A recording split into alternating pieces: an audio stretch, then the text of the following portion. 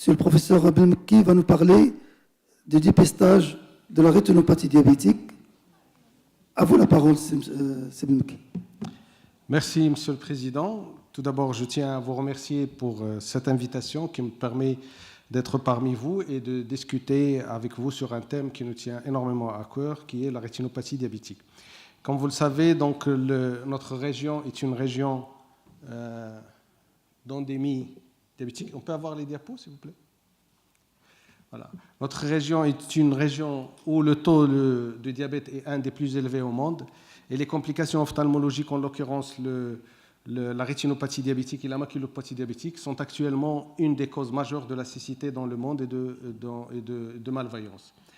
La rétinopathie diabétique est également la principale complication du diabète et sa prévalence dans notre contexte est en augmentation continue. Les complications, comme on le sait, du diabète, ils sont très, très variées et la rétinopathie diabétique est une des principales complications donc, du diabète. Alors, le diabète, il donne beaucoup de complications oculaires, mais les principales, c'est la rétinopathie diabétique, à travers une microangiopathie rétinienne, mais également la cataracte, qui est plus fréquente chez le diabétique. Le risque de glaucome est plus fréquent et plus important chez le diabétique. Il y a le risque de paralysie oculomotrice et le risque de pathologie vasculaire et donc de pathologie cornéenne. Mais la principale complication est la rétinopathie diabétique et la maculopathie diabétique. Alors, une observation qui nous interpelle tous et avec laquelle je voudrais commencer, c'est l'observation d'un patient âgé de 54 ans, célibataire, qui en 2014 s'est fait amputer la jambe droite pour une gangrène ayant révélé un diabète méconnu. Et depuis 2014, il fait très très mal son traitement du diabète et il ne suit pas son traitement jusqu'à la semaine dernière où il arrive avec une cécité totale.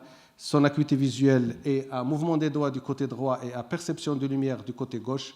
Son segment antérieur est parfaitement normal, mais son fond d'œil est un fond d'œil de décollement de rétine tractionnelle, une rétinopathie diabétique au stade de complication. Et on sait qu'à ce stade, même avec la chirurgie, les résultats fonctionnels sont très limités. Voilà son échographie avec un décollement de rétine bilatéral. Donc, chez un patient qui a fait un retard pour le diagnostic de son diabète, il a fait le diagnostic au stade d'amputation, donc de gangrène de sa jambe.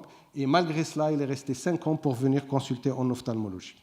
Alors, je vais essayer d'être rapide à la demande de Monsieur le Président. Et donc, je vais faire quelques rappels, la physiopathologie, l'épidémiologie, les facteurs de risque, le diagnostic et la classification et certaines situations particulières.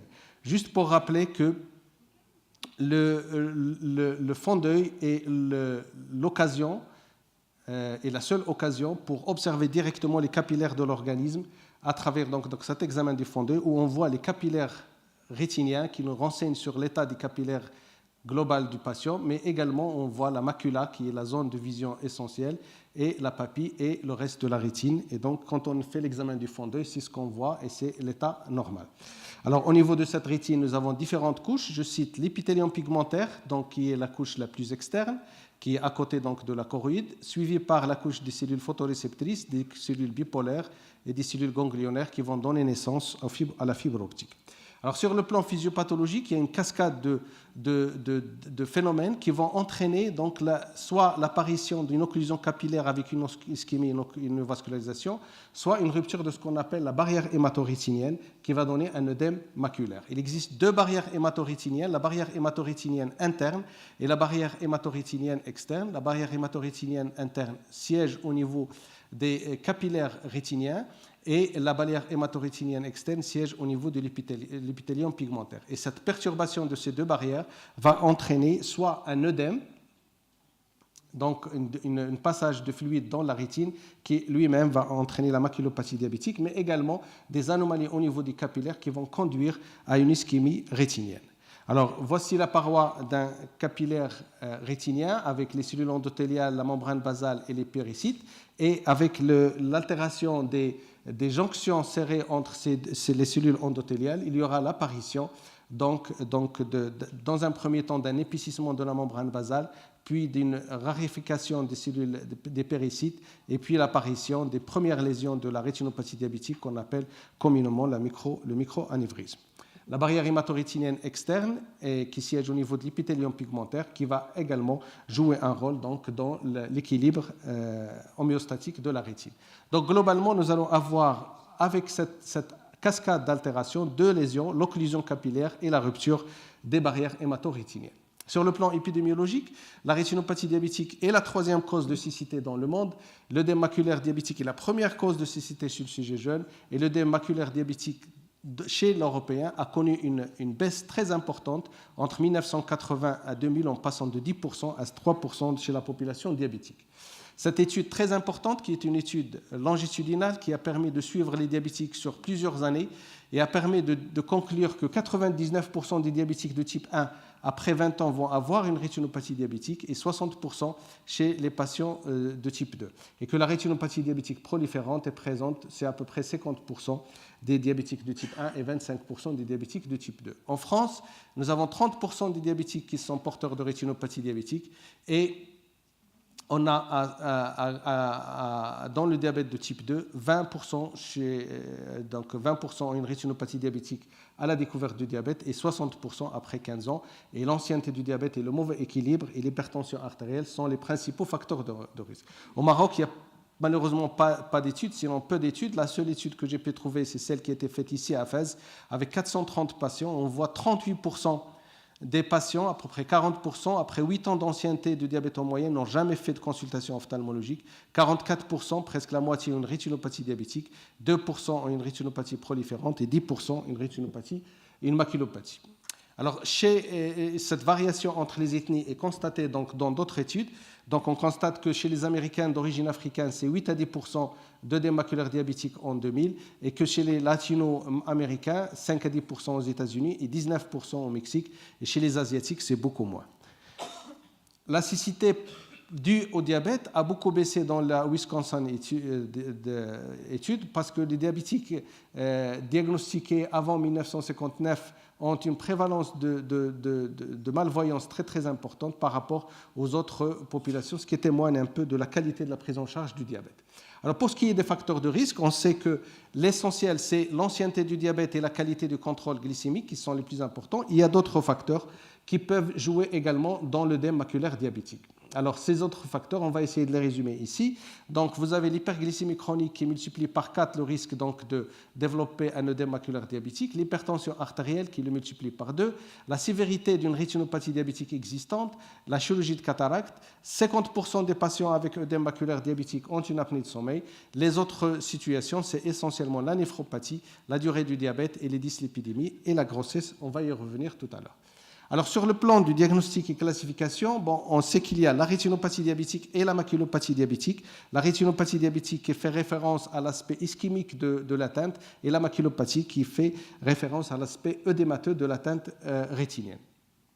Sur le plan des moyens de diagnostic, l'examen clinique ophtalmologique qui doit être complet avec un fond d'œil et une dilatation donc aérienne, avec angiographie rétinienne et avec l'OCT qui nous facilite énormément les choses. Donc vous avez donc la lampe à fente, l'examen donc du segment antérieur, l'acuité visuelle, l'examen du fond d'œil avec soit le verre à 3 miroirs ou la Volk et la prise de photo de fond d'œil qui fait partie intégrante donc du dossier médical. L'angiographie a un grand intérêt, il garde toujours son intérêt malgré les développements qu'on a actuellement. Il a l'inconvénient d'utiliser un produit de contraste qu'on va injecter dans l'organisme et qui donne des accidents de façon exceptionnelle.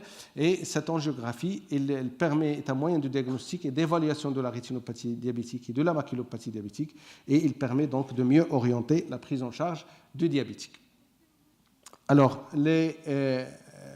l'OCT est également un moyen récent donc de l'examen. Il permet de faire pratiquement une copie histologique de la rétine et il rend énormément de services en matière donc d'œdème maculaire pour le suivi. Alors, qu'en est-il des signes de la rétinopathie diabétique? Vous avez un certain nombre de signes qui vont en pratique évoluer selon donc la gravité de la rétinopathie diabétique. On commencera par les microanévrismes, les anomalies microvasculaires intrarétiniennes, les hémorragies rétiniennes, les dilatations veineuses, les exsudats durs ou mous et enfin les néovaisseaux et ensuite viendra les complications. Alors sur le plan des classifications, la classification de la rétinopathie diabétique actuellement retenue est celle que vous voyez en face de vous. On classe la rétinopathie diabétique en deux éléments, la rétinopathie diabétique non proliférante et la rétinopathie diabétique proliférante. S'il n'y a pas de néovaisseau, c'est une rétinopathie diabétique non proliférante. Alors il peut être minime avec des microanévrismes isolés, il peut être modéré avec des microanévrismes, des hémorragies ponctuées et en flamèche ou une dilatation capillaire, des nodules cotonneux, des exudats secs, mais il peut être sévère, c'est-à-dire pré-proliférante. Le risque de prolifération est très important à ce stade quand il y a des hémorragies rétiniennes étendues en taches dans les 4 cadrans, des anomalies veineuses en chapelet et ou bien des anomalies microvasculaires intrarétiniennes dans un cadran ou plus. La prolifération, c'est la présence de néovaisseaux dont la gravité va être fonction de la taille et du siège du néovaisseau. On a des néovaisseaux pré-rétiniens qui sont donc de petite taille, inférieure à 1,5 diamètre papillaire, dans la rétinopathie diabétique proliférante minime, et elle est modérée quand ces néovaisseaux pré-rétiniens sont supérieurs à la moitié donc, du diamètre papillaire, et elle est sévère quand ils sont supérieurs donc, à la moitié diamètre papillaire. Donc, ces néovaisseaux, cette rétinopathie diabétique risque de se compliquer et on rentre dans la rétinopathie diabétique proliférante compliquée qui peut se faire par une hémorragie pré-rétinienne, une hémorragie de vitrée, un glaucome néovasculaire, un décollement de rétine tractionnel. Quant à l'œdème maculaire diabétique, il est classé en œdème maculaire diabétique minime, modéré, sévère, tractionnel, et en fonction donc de l'importance de l'œdème, de l'épaississement et de la présence ou non d'une traction vitrienne qui aggrave l'œdème maculaire. Ce qui est péjoratif dans un œdème maculaire diabétique, c'est l'étendue de l'ischémie maculaire qu'on va étudier à l'angiographie, la présence d'un exudat derrière la fovéola et l'atrophie des photorécepteurs qu'on va voir donc à l'OCT. Alors le microanévrisme, c'est quoi? C'est des petites lésions rougeâtres, je ne sais pas si vous voyez ici, un petit hémorragie qu'on voit donc à l'agrandissement de l'image photo. Et donc, c'est très important de prendre des photos et de les voir de façon minutieuse pour pouvoir détecter ces microanévrismes qui sont les premiers signes ophtalmoscopiques de la rétinopathie diabétique. C'est des lésions qui prédominent au pôle postérieur et qui peuvent évoluer vers la disparition donc, par thrombose donc, du microanévrisme. À l'angiographie, on va les voir donc, sous forme de petites diffusions blanchâtres qu'on va voir à l'angiographie qui peuvent essentiellement siéger au pôle postérieur. Les anomalies microvasculaires intrarétiniennes, c'est des marqueurs de l'ischémie rétinienne. Ce sont des lésions vasculaires qui vont se trouver donc à la limite donc, d'une zone d'ischémie rétinienne et qui signent le territoire d'ischémie rétinienne. C'est des signes très péjoratifs qui témoignent donc de l'ischémie rétinienne. Les hémorragies rétiniennes, ici, qui peuvent être soit des hémorragies punctiformes ou des hémorragies en taches ou en flamèche, et chaque type d'hémorragie a une signification particulière. Alors, les dilatations veineuses, comme on voit ici, donc en chapelet, ou ici, donc, qui témoignent également de l'ischémie rétinienne. Les nodules cotonneux qu'on voit donc à travers, donc au niveau à côté des fibres optiques, c'est des petites zones blanchâtres avec un épaississement localisé des fibres optiques et qui témoignent d'un infarctus donc au niveau de cette zone et qui témoignent donc c'est un élément donc d'ischémie également. Alors, les néovaisseaux, c'est des néovaisseaux qui se développent au niveau de la rétine, comme ici, donc on voit ici, qui témoignent donc d'une zone d'ischémie. On voit ici un vaisseau qui est complètement déshabité, et donc c'est une ischémie très très importante de la rétine, et on sait que les néovaisseaux rétiniens n'apparaissent que s'il y a une ischémie très importante. Alors, la rétinopathie diabétique proliférante va se développer, va se traduire par des néovaisseaux rétiniens ou des néovaisseaux papillaires, et c'est là où on va avoir les complications suscitantes, à savoir l'hémorragie, qui peut être intrarétinienne dans l'interface vitréo-rétinienne ou vitréenne. Alors, vous avez ici à l'angiographie des néovaisseaux au niveau de la papille qui diffusent, c'est des néovaisseaux qui diffusent rapidement, ou des néovaisseaux pré-rétiniens, comme on voit ici. Donc, c'est des néovaisseaux rétiniens qui témoignent donc de la prolifération, et le risque de cécité est très important dans ces situations-là. Alors, qu'est-ce qu'il faut retenir? Les signes qui sont évocateurs d'ischémie rétinienne sévère, ce sont les hémorragies intrarétiniennes en taches qui témoignent d'une occlusion capillaire, les hémorragies en flamèche qui témoignent d'une hypertension artérielle associée très importante, les dilatations veineuses rétiniennes irrégulières en chapelet, les anomalies microvasculaires intrarétiniennes, les néovaisseaux prérétiniens et prépapillaires qui définissent la rétinopathie proliférante, et l'hémorragie prérétinienne ou intravitréenne. Alors vous avez ici large territoire d'ischémie avec un néovaisseau qui apparaît et ici donc une rétinopathie diabétique proliférante avec le développement d'un décollement de rétine tractionnel comme notre patient, donc notre observation qu'on a présentée tout à l'heure. Quant à l'œdème maculaire, c'est des signes qui apparaissent sous forme d'œdème maculaire cystoïde qu'on va voir ou d'un exsudat lipidique autour de la macula qu'on peut voir donc à l'image photo ou à l'OCT qu'on va voir, définir l'importance de cette épaisseur. L'ischémie maculaire est un signe péjoratif du pronostic de l'œdème maculaire. Il témoigne d'une occlusion étendue des capillaires dans la région maculaire et il peut être suspecté à l'examen biomicroscopique, mais on doit le voir à l'angiographie rétinienne et il est très important à prendre en compte parce qu'il est souvent associé à un très mauvais pronostic fonctionnel. Vous avez ici la région maculaire, donc vous voyez un peu les limites de la région maculaire, et cette région va s'élargir en cas de maculopathie ischémique. Alors, vous voyez ici la largeur de la zone, et vous voyez ici qui est beaucoup plus importante, ça témoigne donc d'une ischémie, et là le pronostic fonctionnel est très très réservé. Alors le CT est d'un secours très important actuellement en ophtalmologie, particulièrement dans la rétinopathie diabétique et la maculopathie diabétique. Il permet de mettre en évidence des microanévrismes, mais surtout il permet de mettre en évidence un œdème maculaire qui permettra de voir un peu l'importance de cet œdème et le pronostic fonctionnel, parce que, comme on a dit tout à l'heure, les éléments de pronostic fonctionnel, c'est un peu l'état des cellules photoréceptrices et l'étendue de l'ischémie maculaire. Alors, je passe rapidement parce que M. le Président m'a demandé de faire vite. Donc ici, vous avez des exemples d'atteinte maculaire. Ici, on a, en plus de l'épicissement maculaire, on a un décollement sous-rétinien. Et donc, c'est ce décollement sous-rétinien qu'on peut retrouver à l'OCT et qui est également important. D'autres lésions ont été décrites uniquement avec l'avènement de l'OCT, c'est ces points hyperréflexifs intrarétiniens, et on ne sait pas jusqu'à présent quelle est leur importance sur le plan pronostic. Donc l'OCT est un moyen performant, il est anodin, il est reproductible et on peut le refaire à chaque fois que le patient consulte pour pouvoir un peu suivre son évolution. Alors, quelques exemples de pathologie maculaire. Vous avez ici un épicissement, ce qu'on voit le quotidien de chaque jour, la maculopathie diabétique qui est très très importante dans notre contexte. Vous avez ici l'ischémie rétinienne très importante et les impacts de laser dont va parler le professeur Chefchaouni tout à l'heure et toutes les lésions. Donc vous voyez ici un œdème maculaire très important et très étendu et avec un aspect cerciné de la macula. Alors, quand il y a un œdème maculaire diabétique, une rétinopathie diabétique, quand on n'a pas d'œdème maculaire préexistant, le laser peut induire habituellement un épicissement rétinien et donc entraîner un œdème maculaire.